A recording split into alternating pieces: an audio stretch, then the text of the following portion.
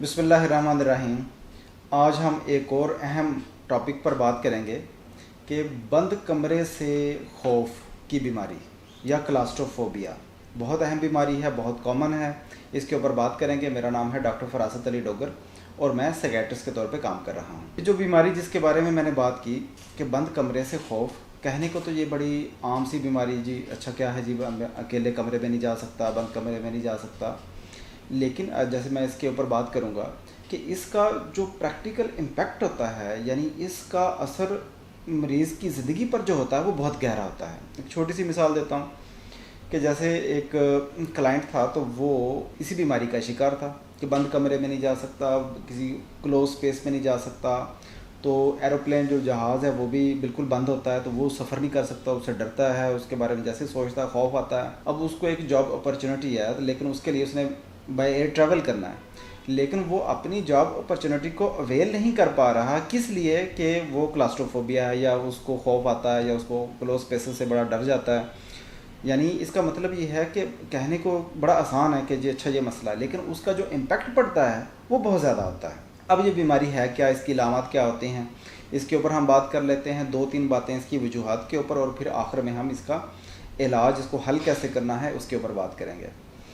इलामात में मैंने बताया कि इसमें होता क्या है कि जो भी ऐसी स्पेस, ऐसी जगह जो बिल्कुल बंद हो, जहाँ से बाहर निकलने का रास्ता या छोटा हो या तंग हो, तो जैसे ही मरीज़ उसमें जाएगा तो वो बहुत ज़्यादा घबरा जाता है। घबराता है तो फिर क्या होता है कि उसमें दिल की धड़कन तेज़ होना, उसको ऐसा लगता है अभी कुछ हो जाएगा, पता नहीं मैं बाहर निकल पाऊँगा या नहीं निकल पाऊँगा। इस तरह की नेगेटिव सोचें। खौफ क्या होगा, मैं बाहर निकल नहीं सकता, मुझे इसी बंद कमरे में कुछ ना कुछ हो जाएगा। ये उसकी नफसियाती लामात होती हैं।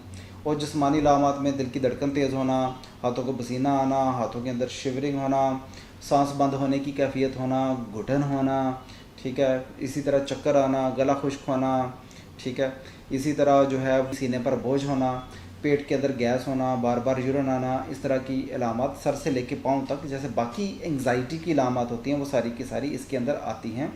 लेकिन आएंगी कब? जब वो किसी भी बंद जगह पर जाएगा, और अगर बीमारी की शिद्दत बहुत ज़्यादा है तो किसी भी बंद जगह पर जाने के बारे में अगर सोचेगा भी तो ये वाली अलामत आना शुरू हो जाएंगी। ठीक है, ये तो है अलामत। अब बंद जगह की मिसालें कुछ वो मैं बता देता हूँ कि बंद जगह की मिसाल ये हो सकती है कि वो एक कमरा है, कमरा बिल्कुल बंद है, उसके अंदर दरवाज़ा, उसके अंदर अकेले नहीं बैठ सकता, लाइट नहीं बंद कर सकता। दूसरे नंबर पर क्या है कि जी जैसे कार है या गाड़ी है या बस है, तो उसके अंदर नहीं बैठ सकता। तीसरा ये है कि लिफ्ट बिल्कुल बंद हो जाती है, उसके अंदर वो सफ़र नहीं कर सकता।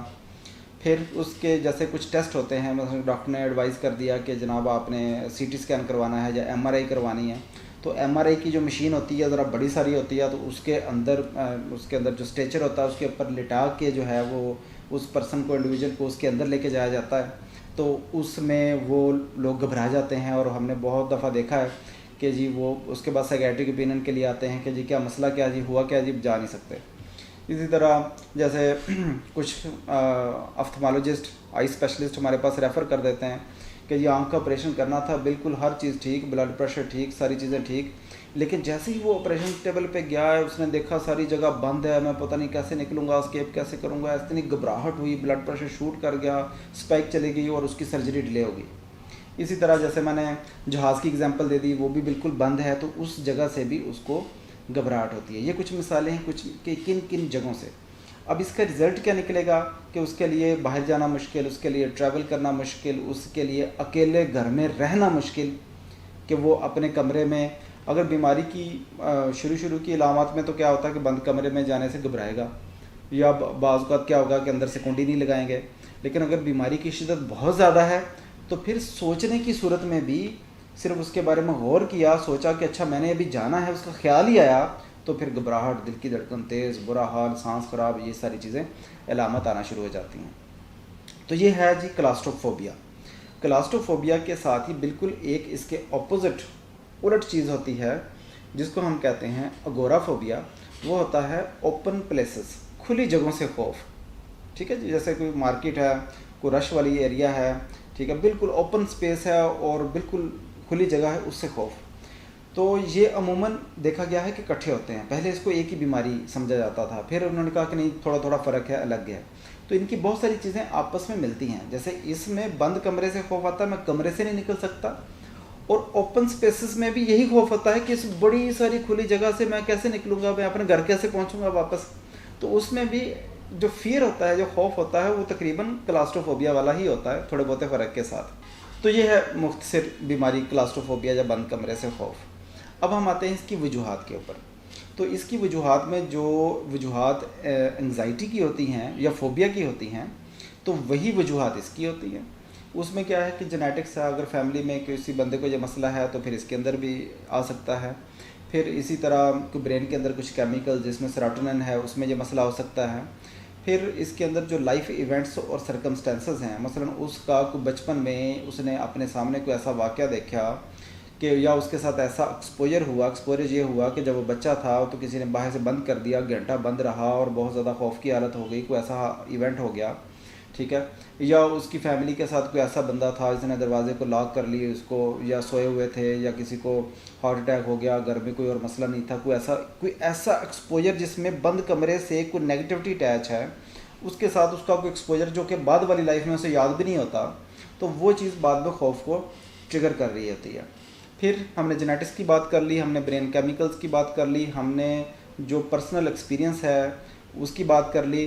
फिर होता है पर्सनैलिटीज़। कुछ पर्सनैलिटीज़ ऐसी होती हैं जिसके अंदर न्यूरोटिक ट्रेट्स होती हैं, उसको न्यूरोटिक ट्रेट्स या अवॉइडेंट डिपेंडेंट पर्सनैलिटीज़। तो इस तरह के लोगों में भी इस तरह के फोबियाज़ के आने के इम्कानात ज़्यादा होते हैं। जैसे डिपेंडेंट पर्सनैलिटी में क्या होता है कि वो हर वक्त दूसरे के ऊपर डिपेंडेंट है, उसका अनुसार दूसरे के ऊपर फैसला किसी और से करवाना, कोई भी छोटे छोटे फैसले नहीं कर सकता, तो उसको भी होता कि मैं अकेला रह जाऊँगा। तो ये हैं इस बीमारी की वजूहात। अब हम आते हैं आखिरी मरहले के ऊपर जो कि सबसे ज़्यादा अहम भी है, और वो ये है कि अब हमने इसका इलाज कैसे करना है।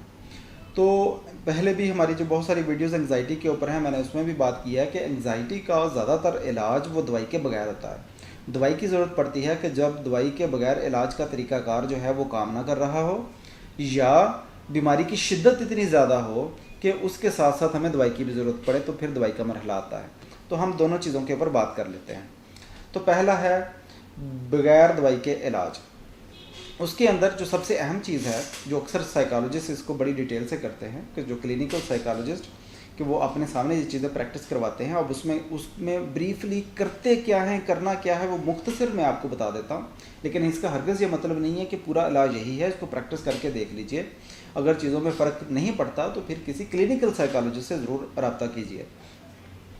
अब उसमें करना क्या है, टेक्निक का नाम है डीसेंसिटाइजेशन। यानी जिस चीज़ से खौफ ट्रिगर हो रहा है, मतलब बंद कमरा, उसका एक्सपोजर दे के, उसको फेस करके, उसका सामना करके जो इलामात आ रही हैं अपने जिस्म के, इस रिएक्शन को, इस जो ट्रिगर हो जाता है दिल की धड़कन तेज़ होना, इसके साथ डीसेंसिटाइज करना, उसकी सेंसिटिविटी ख़त्म करना। तो ये इसका तरीक़ाकार है।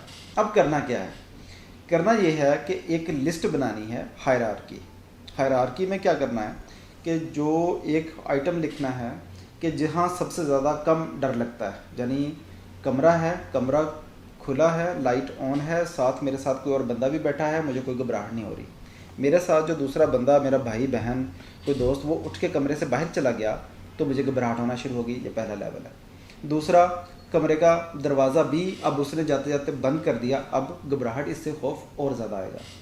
फिर दरवाज़ा भी बंद कर दिया, अब आपने ऊपर से उसकी कुंडी भी लगा दी, तो अब घबराहट का लेवल और ज़्यादा बढ़ जाएगा। अब कुंडी भी लगा दी और बाद में लाइट भी बंद कर ली, तो घबराहट का लेवल और बढ़ जाएगा। तो इस तरह के, यानी जिस चीज़ से डर है उसको छोटे छोटे हिस्सों में तकसीम किया जाए और उसकी तरतीब बनाई जाए कि किस से कम घबराहट होती है, किससे ज़्यादा घबराहट होती है, किससे ज़्यादा घबराहट होती है, फिर मैक्सिमम किससे होती है। ठीक है। अब जब ये लिस्ट सारी बन जाएगी, उसके बाद साइकोलॉजिस्ट एक टेक्निक प्रैक्टिस करवाते हैं, आप यूट्यूब पर भी देख सकते हैं, उसको कहते हैं रिलैक्सेशन टेक्निक्स। ठीक है। वो मसल रिलैक्सेशन या ब्रीथिंग रिलैक्सेशन होती है। वो ये करने के बाद, अब रिलैक्सेशन का मतलब क्या, क्यों करना है, इसलिए कि जब जिस जगह से हमने वो लिस्ट बनाई है, अब हमने उस जगह पर जाना है। जब जाएंगे, उसका एक्सपोजर लेंगे, उसका सामना करेंगे, तो क्या होगा, घबराहट, एंग्जाइटी ट्रिगर होगी। सामने आएगी, दिल की धड़कन तेज़ होगी, और उसका मुकाबला करना है किससे, जो आपने अपने आप को रिलैक्स करने के लिए टेक्निक सीखी हैं, जो प्रैक्टिस की हैं। तो पहले प्रैक्टिस की जाए हायरार्की में से, जो इससे सबसे कम घबराहट होती है उससे, फिर उसके बाद उससे अगले मरहले में, फिर उसके बाद उससे अगले मरहले में, फिर उसके बाद उससे अगले मरहले में। तो ये तरीकाकार है जिसको हम डिसेंसिटाइजेशन कहते हैं। दूसरा तरीकाकार जो साइकोलॉजिस्ट प्रैक्टिस करवाते हैं वो है CBT, cognitive behaviour therapy. Cognitive सोचों को कहते हैं, और इसके अंदर फोबिया या एंग्जाइटी के अंदर बहुत ज़्यादा नेगेटिव सोचें ये होती हैं कि मुझे खौफ है, कुछ हो जाएगा, घबराहट होगी, बंद कमरा होगा तो कुछ हो जाएगा। तो इन सोचों को कैसे चेंज करना है, इन सोचों के अंदर जो है वो लिंक कैसे बनाना है, इनको पॉजिटिव कैसे कन्वर्ट करना है, इसको हम कहते हैं cognitive behaviour therapy. CBT for anxiety disorders, ये हमारे चैनल पे वीडियो मौजूद है, आप इसको देख सकते हैं। तो यहाँ तक हमने एक टेक्निक, एक तरीकाकार पर बात की, डिसेंसिटाइजेशन।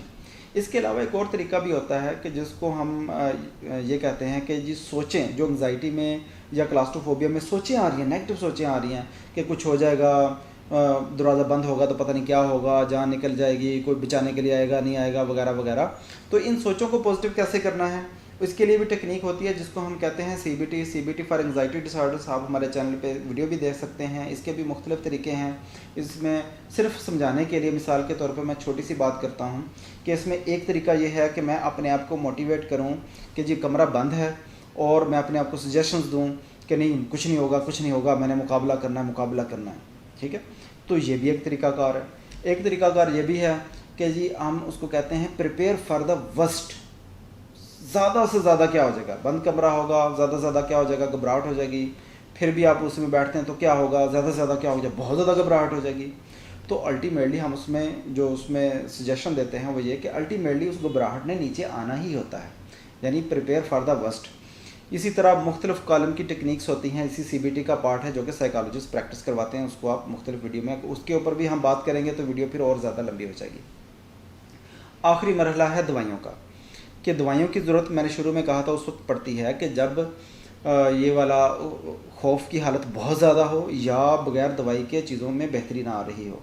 तो सबसे बड़ा जो दवाइयों का ग्रुप इस्तेमाल होता है उसको हम कहते हैं SSRIs, selective serotonin reuptake inhibitors.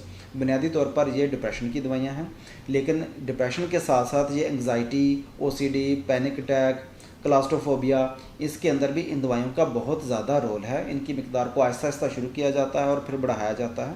ये दवाई शुरू करने के लिए साइकियाट्रिस्ट से, किसी डॉक्टर से ज़रूर मशवरा कर लेना चाहिए, खुद से एक्सपेरिमेंट नहीं करने चाहिए।